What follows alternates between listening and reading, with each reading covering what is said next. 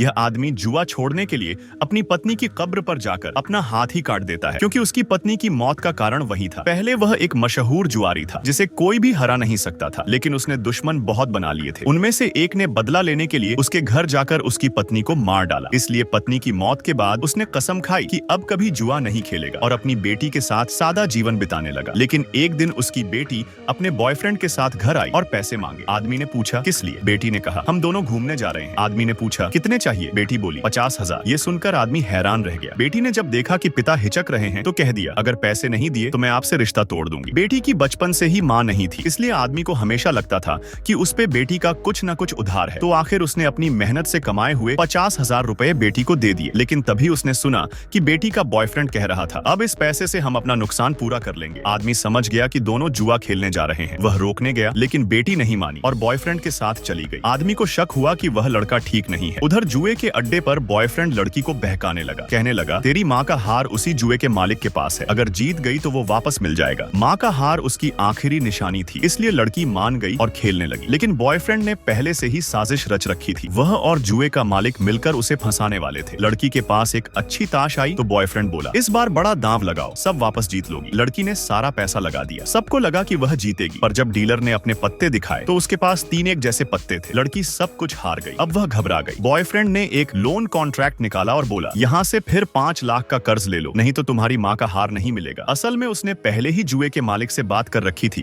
कि अगर लड़की हार गई तो उसे बेच देंगे और कर्ज वसूल कर लेंगे। लड़की को शक नहीं हुआ और वह साइन करने ही वाली थी कि तभी उसका पिता वहां पहुंच गया। आगे क्या हुआ जानने के लिए अभी वीडियो को लाइक करें।